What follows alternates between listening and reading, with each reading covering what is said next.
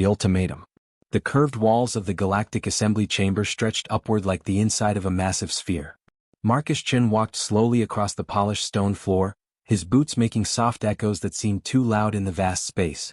Above him and all around, thousands of alien beings filled the ascending rows of seats. Some looked almost familiar, with 2 arms and 2 legs.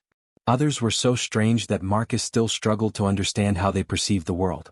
Floating jellies that pulsed with inner light. Crystalline structures that rang like bells when they communicated. Massive creatures that breathed methane and watched through clusters of dark eyes. Marcus had served as Earth's chief ambassador for 5 years. He had negotiated trade agreements and resolved disputes.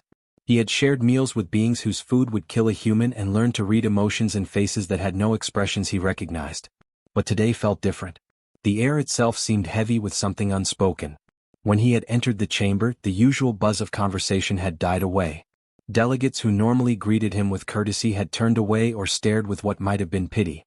His small delegation followed behind him. Only 8 humans attended this emergency session. Around them, representatives from 400 species packed the chamber. The weight of all those eyes felt like a physical pressure on his shoulders. The Quillari matriarch waited at the center of the speaking platform. She was ancient beyond human understanding, her crystalline body showing the deep fractures of millennia. Her species had been exploring the stars when humans still lived in caves. She was one of the eldest, the founding members of the Galactic Council who had shaped civilization among the stars. Ambassador Chin, her voice resonated through translation devices built into every seat. Thank you for attending this emergency session. Marcus took his position at the speaking podium reserved for accused parties. The placement wasn't subtle. He glanced at the other human delegates. They stood quietly, faces carefully neutral, but he could see the tension in their shoulders.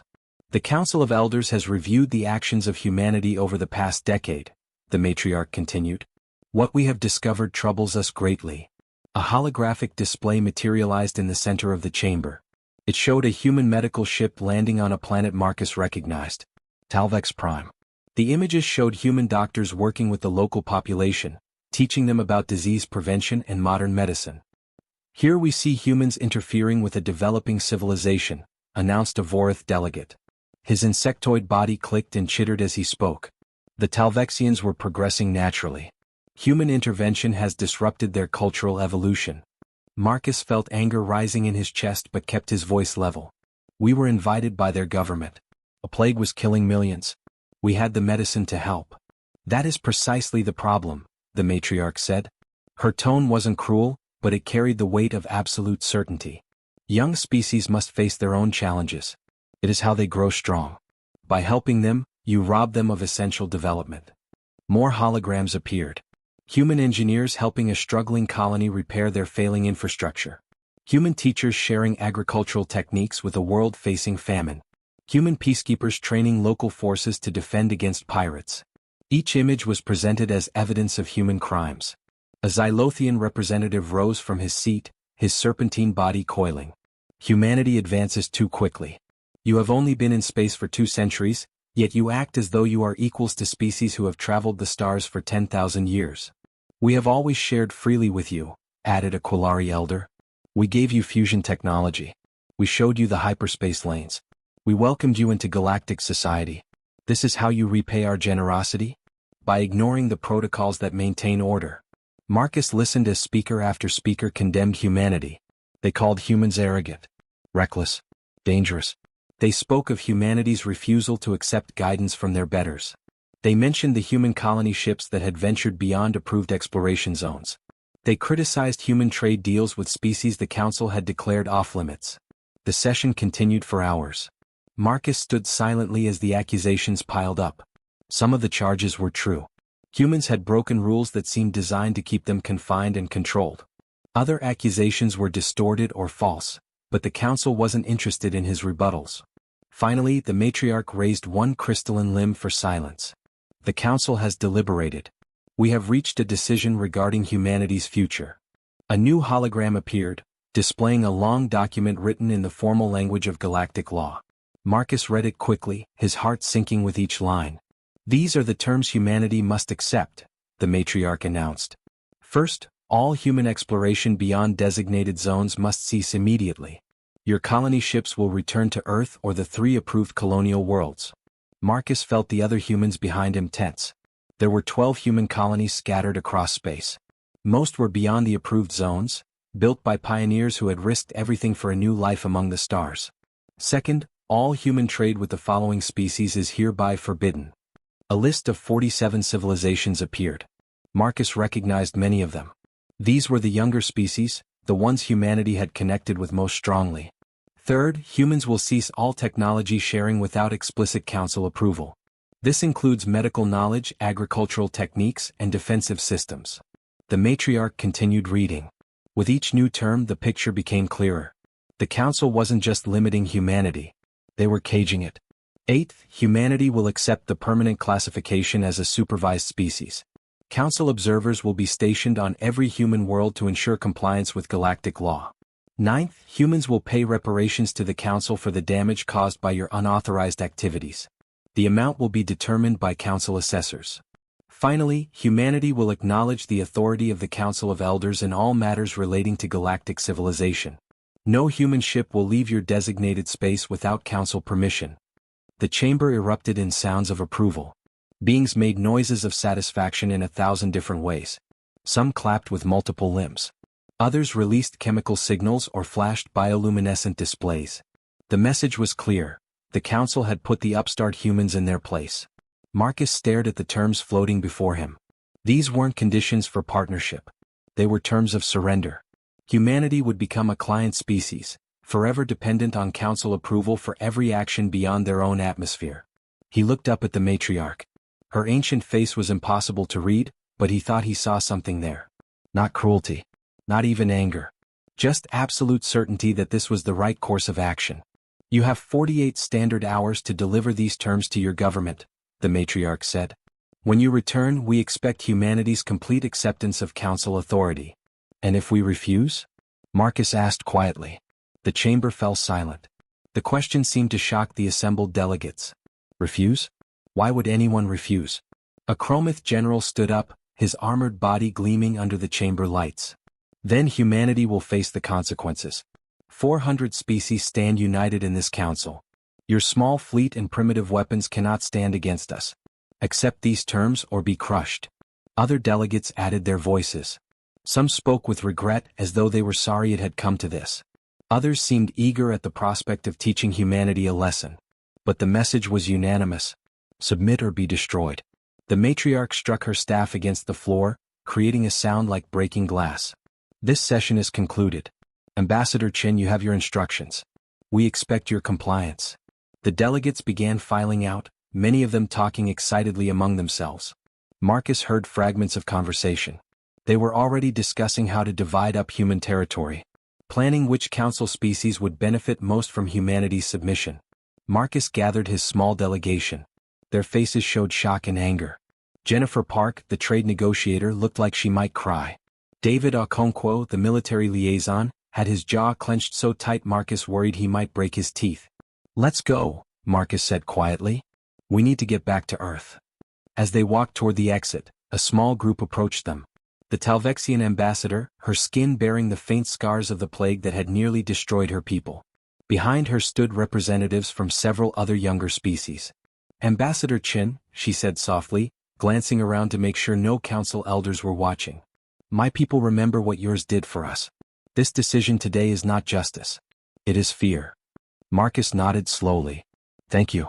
That means more than you know. There are others who feel as we do, the Talvexian continued.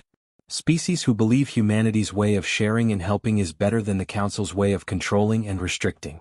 But we are small and weak. We cannot stand against the elder species. We understand, Marcus replied. Take care of your people. That's what matters most. The Talvexian touched her forehead in a gesture of respect before hurrying away with her companions. Marcus led his delegation through the massive corridors of the assembly station. Other beings moved aside as they passed, some with satisfaction on their faces, others with what might have been sympathy. The walk back to their shuttle felt like a funeral procession. Inside the ship, as they prepared to depart, Jennifer finally spoke. They're going to make us prisoners in our own solar system. They're terrified of us, David added. Did you see their faces? The elder species are scared of what we might become if they don't stop us now. Marcus stared out the viewport at the massive assembly station. It was beautiful, built from materials humans didn't even have names for, constructed with technologies that seemed like magic. It represented thousands of years of civilization. It also represented stagnation. Control. A galaxy where the powerful stayed powerful by keeping everyone else weak. "Get us home," Marcus said to the pilot. "President Adeyemi needs to see these terms. And then Earth needs to decide what kind of species we want to be." As their shuttle pulled away from the station, Marcus took one last look at the glittering structure. He had a feeling that when he returned, nothing would ever be the same. The Council thought they had cornered humanity, thought they had forced an impossible choice. Submit to eternal servitude or face destruction. But Marcus knew something the ancient species had forgotten. Humanity hadn't climbed to the stars by accepting impossible choices. They had survived by finding a third option, by changing the rules of the game itself.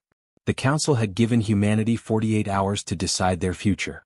Marcus suspected Earth's answer would be one the galaxy had never heard before.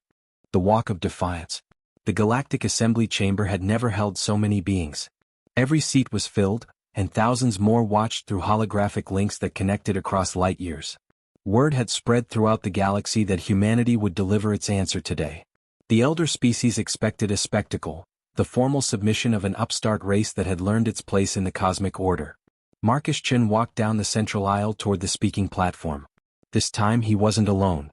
Behind him, every human in the assembly station marched in perfect formation. There were 147 of them. Diplomats, trade representatives, cultural attaches, military liaisons, scientists, and engineers. Every human who worked in the massive station that housed galactic government. Their footsteps echoed in unison across the stone floor. The sound seemed to fill the chamber, drowning out the whispered conversations. Marcus could feel the eyes of thousands of beings watching their approach. Many of those eyes held satisfaction. The Council elders had leaked rumors that humanity would accept the terms. They wanted the galaxy to witness human submission as a lesson to any other species that might consider defiance. The Quillari matriarch waited at the center platform, her ancient crystalline form glowing softly under the chamber lights. Around her stood representatives of the other elder species. The Chromath general with his armored bulk. The Xylothian high priest with his coiled serpentine body. The Vorath hive speaker whose compound eyes reflected light in unsettling patterns. Marcus reached the speaking platform and activated the communication array. His voice would now carry to every corner of the galaxy where thinking beings dwelt. Behind him, the human delegation arranged themselves in precise rows, standing at attention like soldiers preparing for battle. "Honored delegates of the Galactic Assembly," Marcus began, his voice clear and steady. "I come before you today to respond to the ultimatum presented to humanity 2 days ago." The chamber fell into absolute silence. Even the ambient sounds of life support systems seemed to quiet, as though the station itself was holding its breath. "I have reviewed the terms with my government. We have considered each demand carefully. We understand the consequences of our decision." Marcus paused, letting the moment stretch. "Before I deliver Earth's answer, I must address the charges made against my species." The matriarch shifted slightly. This wasn't the script she had expected. Marcus should simply accept or refuse the terms. But she gestured for him to continue. "You have accused humanity of violating preservation protocols by sharing technology with developing species." "This is true. We gave medical knowledge to the Talvexians during their plague. We taught agricultural techniques to the Nemerian colonies when they faced famine. We provided defensive systems to peaceful species threatened by pirates and raiders." Murmurs of disapproval rippled through the chamber. Marcus raised his hand for silence. "You call these acts crimes. We call them being decent neighbors. But I have discovered something far more disturbing in the past 2 days. Something that every being in this chamber needs to know." Marcus activated his personal data terminal. New holograms filled the central space, displaying documents written in the formal language of Council records. The matriarch's crystalline body suddenly glowed brighter, a sign of alarm in her species. "These are Council files classified at the highest level. They detail something called the thinning protocol. For the past 3,000 years, the Council has systematically prevented younger species from advancing. Not through law or tradition, but through calculated sabotage." Shocked sounds erupted from multiple sections of the chamber. Marcus continued, his voice rising to carry over the noise. "The Talvexian plague that killed 40 million beings? It was engineered in a council biological research facility. When it escaped and began spreading, the council had the cure. They chose not to use it. They watched millions die to test whether the Talvexian government would collapse. The Talvexian delegation exploded from their seats, screaming accusations at the elder species. Security forces moved to contain them, but Marcus wasn't finished. The Nemerian famine was caused by soil parasites introduced by council agricultural assessors. The parasite was designed to be undetectable by Nemerian technology but easily treatable with methods the council possessed. They waited 5 years, watching hundreds of thousands starve, before declaring the world a failure and absorbing it into direct council administration. More species began shouting. Representatives who had lost people to disasters that seemed natural were now learning the truth. The chamber descended into chaos. The pirate attacks on peaceful species? Many of those raiders use weapons manufactured in council armories. The technology given to aggressive species while defensive systems are withheld from peaceful ones. All part of the thinning protocol. All designed to keep younger species weak, dependent, and controllable. A Chromoth commander lunged toward the platform, his weapons systems activating. Security barriers flared to life, stopping him. These records are fabricated. Lies created to justify human defiance. Marcus met his gaze calmly. Then you won't mind if we share them with every species in the galaxy for independent verification. The encryption keys are council standard. The authentication codes match your own security protocols. These files came from your own archives. The matriarch finally found her voice. It boomed through the chamber with surprising force for one so ancient. Even if these accusations had merit, they do not excuse humanity's violations of established law. The protocols exist for good reasons, to maintain stability across the galaxy. Stability? Marcus laughed, a bitter sound that seemed foreign in the formal chamber. You call it stability. I call it stagnation. You've created a galaxy where the powerful remain powerful by ensuring no one else can rise to challenge them. You've built an empire on the suffering of younger species, and you call it civilization. He turned slowly, making eye contact with delegates throughout the chamber. How many of you have lost people to disasters the council could have prevented? How many of you have struggled with problems the elder species could solve with trivial effort? How many of you have wondered why you're never allowed to advance beyond a certain point? Silence fell again, but this time it was different. Instead of anticipation there was thought. Consideration. Questions forming in thousands of minds. The council gave humanity 2 choices, Marcus continued. Accept permanent servitude or face destruction. But there is a third option, one that elder species seem to have forgotten exists. He pulled a small data chip from his pocket and held it up for all to see. This contains Earth's official response to the Council's ultimatum, along with copies of the thinning protocol files and evidence of countless other Council crimes. In approximately 30 seconds, this information will be broadcast to every public data network in the galaxy. Anyone with a basic receiver will be able to access it. The matriarch's glow intensified to painful brightness. You cannot. We just did, Marcus interrupted. The transmission went out the moment I activated this chamber's communication array. By now, billions of beings across hundreds of worlds are learning what their governments have hidden from them. He placed the data chip on the podium with deliberate care. Now, let me deliver Earth's formal response to your demands. We reject your authority. We withdraw from all council treaties, accords, and agreements. We no longer recognize your laws or your right to govern human actions. The words fell like hammer blows. Never in the Council's 3,000-year history had a species simply rejected their authority. The concept seemed to break something in the chamber's collective understanding. You cannot simply leave galactic civilization, the Xylothian priest hissed. There are procedures, requirements, centuries of tradition. We're not leaving galactic civilization, Marcus cut him off. We're leaving your version of it. Humanity will continue to explore, trade, and assist other species. We simply won't ask your permission first. He turned away from the podium and began walking toward the exit. Behind him, without a word or signal, every human in the chamber stood and turned in perfect unison. They fell into formation behind Marcus, their footsteps creating that same unified rhythm. Stop. The Vorath Hive speaker's voice screeched across the chamber. You cannot simply walk away. We will destroy you. Your species will be hunted to extinction. Marcus paused at the threshold of the massive doors. He turned back one final time, his face showing no fear, only certainty. Then you will prove that everything we've said about you is true. You will show the galaxy that the Council maintains order not through wisdom or justice, but through violence and fear. Every species watching this broadcast will know what happens to those who refuse to submit. You let that sink in for a moment. But I don't think you'll attack us. Because humanity isn't some isolated colony that you can crush quietly. We have friends. Species you've oppressed for millennia. Civilizations that are tired of being kept weak and dependent. If you come for us, you'll find that we're not alone anymore. The human delegation continued their march. The sound of their unified footsteps seemed louder than it should be, as though the chamber itself was amplifying their departure. Other delegates watched in stunned silence as humanity literally turned its back on galactic civilization. As the last human reached the doors, something unexpected happened. The Talvexian ambassador stood up from her seat.